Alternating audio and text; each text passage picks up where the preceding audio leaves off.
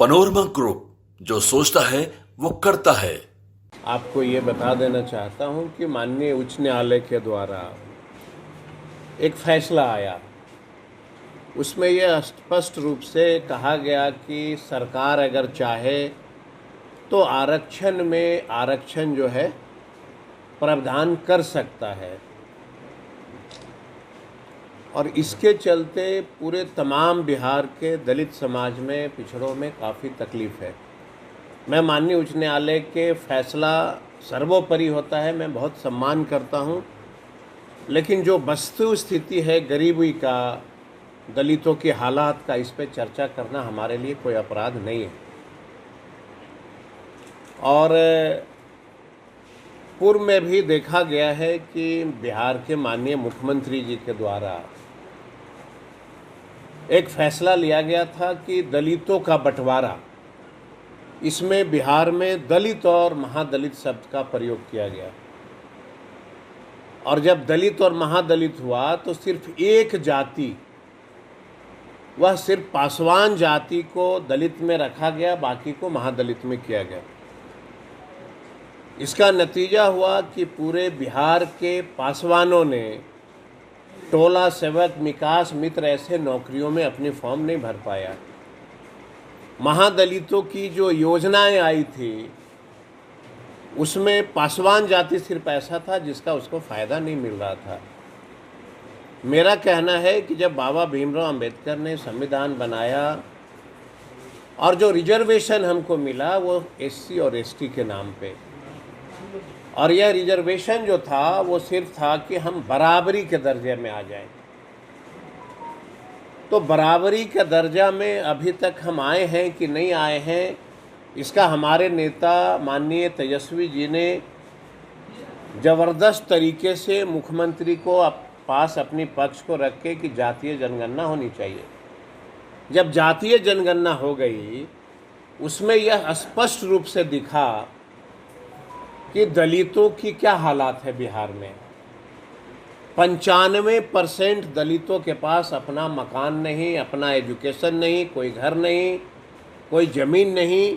यह मैं नहीं कहता हूँ, यह बिहार सरकार ने जातीय जनगणना के बाद स्वयं यह एक्सेप्ट किया कि 95% जो है लोग जो हैं आज भी गरीबी रेखा के नीचे हैं। जब सरकार ने यह मान लिया, उसके बाद फिर मैंने देखा कि केंद्र के मंत्री माननीय जीतन राम मांझी जी ने ये कहा कि 70 वर्षों से दलित जो है फ़ायदा उठा रहे हैं, हम लोग नहीं उठा रहे हैं। मेरा यह मानना है कि गया जिला के जनता ने आपको बहुत अच्छा मैंडेट दिया है, और यह मैंडेट पासवानों का भी था, दलित रविदास का, चौधरी का, सबका था। यह मैंडेट आपको इसलिए नहीं मिला था कि आप जाति विशेष करके जो है आप लोगों के खिलाफ करना चाहेंगे, और वह भी एक केंद्रीय मंत्री को यह बिल्कुल शोभा नहीं देता कि जाति सूचक शब्द का प्रयोग करें कि भाई ये 4 जातियों को भरपूर फ़ायदा हुआ है। हम चुनौती देते हैं कि यह 4 जातियों का सर्वे करा लें, अलग से उनके हालात को देखें, उसके बाद ही इस तरह के भाषा का प्रयोग करना चाहिए। तो मेरा ये खंडन था कि जो हालात है बिहार में दलितों का, जिसकी शुरुआत की गई है कि आरक्षण में आरक्षण, मुझे लगता है कि बिहार के तमाम जो है लोगों में बड़ा आक्रोश है, और यह आक्रोश एक न एक दिन जन आंदोलन के रूप में जन्म लेगा, और बिहार के दलित समाज जो है अपना अधिकार स्वयं ले लेंगे। आप सबों को याद होगा कि इसके पहले भी एक फैसला आया था जिसमें पूरे बिहार के और पूरे देश के लोग ने जो है सड़क पे आंदोलन शुरू किया था। उस आंदोलन में मैंने तेजस्वी जी को भरपूर बधाई दिया था कि वह पहला पार्टी था जिन्होंने आंदोलन का साथ दिया था। उसमें केंद्र के मंत्री माननीय चिराग पासवान जी के पिताजी ने भी यह आंदोलन में साथ नहीं दिया था। तो लगातार इस तरह से रिजर्वेशन पे हमला हो रहा है। आपके माध्यम से मैं आगाह कर देना चाहता हूं कि इस पे आंदोलन खड़ी होगी और बिहार का दलित, गरीब, पिछड़ा अपना अधिकार स्वयं लेने के लिए सक्षम है और लेकर रहेगा।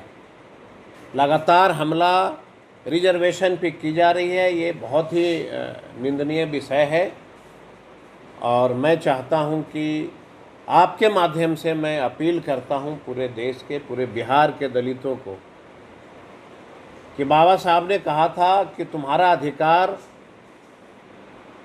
वोट से मिलता है, मत का जो है अधिकार दी गई थी। मुझे थोड़ा तकलीफ भी है कि बिहार के दलित जो हैं थोड़े अपने रास्ते से भटके। अगर नहीं भटके होते तो आज बिहार में जिस तरह से लगातार फैसला हो रहा है हमारे संविधान को टुकड़े टुकड़े में करने का, यह शायद किसी में हिम्मत नहीं होती। दलित महादलित देना यह एक संकेत था पहले, और यह साजिश बिहार के माननीय मुख्यमंत्री के द्वारा लगातार की जा रही थी।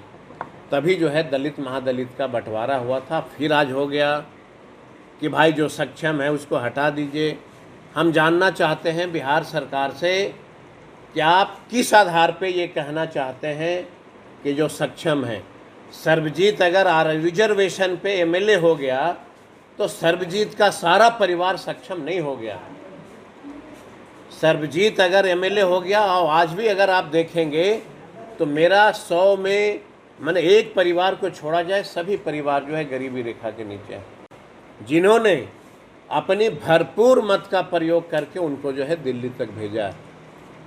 हम इसकी निंदा करते हैं और आग्रह करते हैं कि आप भी दलित परिवार से, हम लोग सब दलित परिवार से हैं।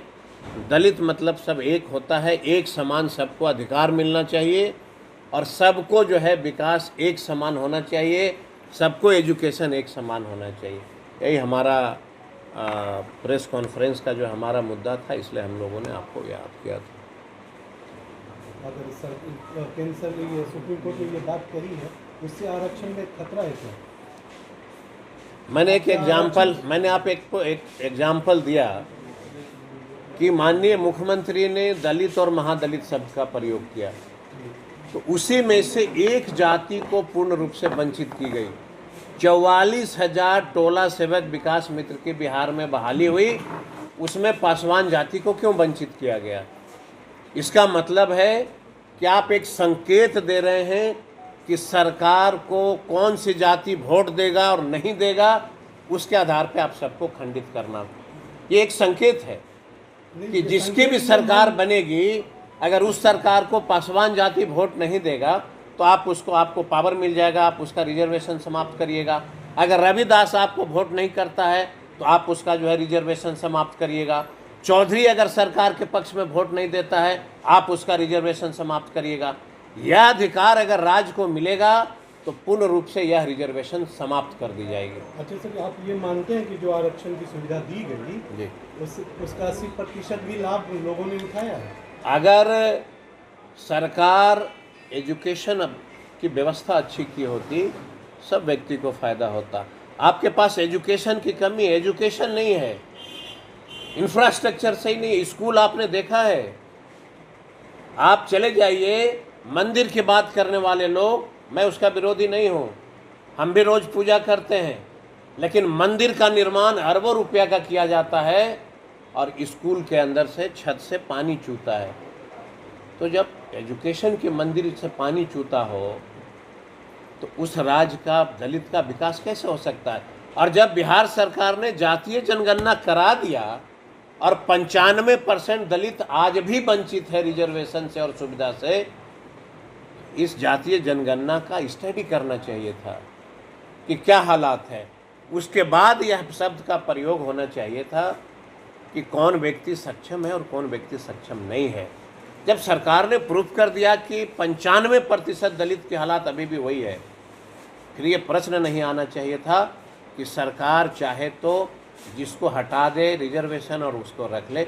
ये फैसला कतई उचित नहीं है। सर, जिस तरीके से मान लीजिए कि 4 जातियों का आपने नाम लिया, बाकी हाशिए पे हैं, उनका तर्क है, बाकी वो हाशिए पे है। अगर वही जाति को वो सुविधा मिलती है तो आप उसमें क्या दिक्कत है? ये तो फिर वो सामंतवादी और नौ सामान्य। मैं आपके प्रश्न को समझ गया। मैंने कभी नहीं कहा कि किसी जाति विशेष को रिजर्वेशन ना मिले, ये कानूनन अपराध है। जो अधिकार हमारा है, हम भी गरीब घर में पैदा लिए हैं, उनका समाज भी गरीब घर में पैदा लिया है। मेरा ये मंतव्य है कि हर हालत में बराबर का अधिकार हो। सब बढ़ेंगे दलित तो हमें क्या आपत्ति है भाई? अगर सारे दलित बढ़ते हैं तो हमको क्या आपत्ति है? हम दलित घर में जन्मे हैं। दलित में चाहे मुसहर हो, डोम हो, चमार हो, रविदास हो, पासवान हो, चौधरी हो, सबका हम अधिकार बराबर देंगे। और हमारी पार्टी के भी यही सिद्धांत है, ये जान लीजिएगा कि मेरे लिए सभी पार्टी, सभी मतलब जो दलित हैं, उसका अधिकार हमारे दल में सबको बराबर है। और सरकार अगर हमारी बनेगी, सबको अधिकार बराबर होगा जो दलित समाज के लोग हैं। साहब तो जो आंदोलन की बात कर रहे हैं, बांग्लादेश वाली स्थिति की बात कर रहे हैं, तो ये तो ना वो सामंतवादी जो थे, ऐसा है, मंडल आयोग के समय समक्ष जो उन लोगों ने हरकत की वही हम लोग करने जाएंगे या? सवाल ये नहीं है। अगर कोई दलित अपना अधिकार मांगता हो और आप अगर हालात से चर्चा करते हैं तो हमको वो स्वीकार है। अगर कोई दलित अधिकार मांगता हो और आप अगर पूर्व के कोई हालात के व्याख्यान करते हैं, हमें वो हालात मंजूर है, हमें कोई आपत्ति नहीं। लोग कह रहे हैं, हम नहीं कह रहे। नहीं, हमें वो हालात मंजूर है। हम अधिकार के लिए लड़ेंगे, चाहे रविदास हो, चौधरी हो, पासवान हो, मुसहर हो, डोम हो, चमार हो, सबका सम्मान है हमारे के, हम सब के लिए लड़ेंगे। हमारे लिए और हमारे दल के लिए, सामाजिक न्याय के लिए ये सभी जाति इक्वल है, सब बराबर है। 4 कुर्बानी क्यों नहीं दे रहे? उनको आने दें आगे, उनको अगर लाभ 4 कुर्बानी हम देने के लिए तैयार हैं, बशर्ते सिर्फ आप हमको प्रूफ कर दीजिए कि ये 4 जातियां बिहार में सक्षम हो गए। हम आप एक प्रूफ नेता कर द्वारा दीजिए, आरजेडी के आप प्रूफ कर दीजिए। भोंगी हम एक नेता द्वारा आरजेडी के दलित नेता को भोंगी अम्बेडकरवादी नेता कहा गया। देखिए, हम पार्टी जिस दल से जुड़ा है वह बोलेगा। वही ने जीतन राम मांझी हैं जो दरभंगा में मंदिर में गए थे तो मंदिर धो दी गई थी। वही मांझी जी हैं जो कई वर्षों तक राष्ट्रीय जनता दल लालू जी के नेतृत्व में मंत्री बन के बैठे। उस समय हमारा दल क्या अपराध नहीं था? जब आप मंत्री का सुख भोग रहे थे हमारे दल में, राष्ट्रीय जनता दल में, उसमें भी तो था। उस समय आप इसकी चर्चा क्यों नहीं कर रहे थे भाई? ये कह के आपने क्यों नहीं छोड़ दिया था कि आपका दल खराब है? मंत्री पद क्यों ले लिए थे? ये सवाल यहाँ सुख सुविधा का नहीं है। सवाल है कि जनता ने मैंडेट दिया है तो आप उसको सुख भोगने के लिए नहीं दिया है। जनता ने मैंडेट दिया है तो उसके अधिकार की लड़ाई लड़नी पड़ेगी। ये सवाल किसी एक जाति का नहीं था ना। सवाल ये था कि आरक्षण में आरक्षण क्यों?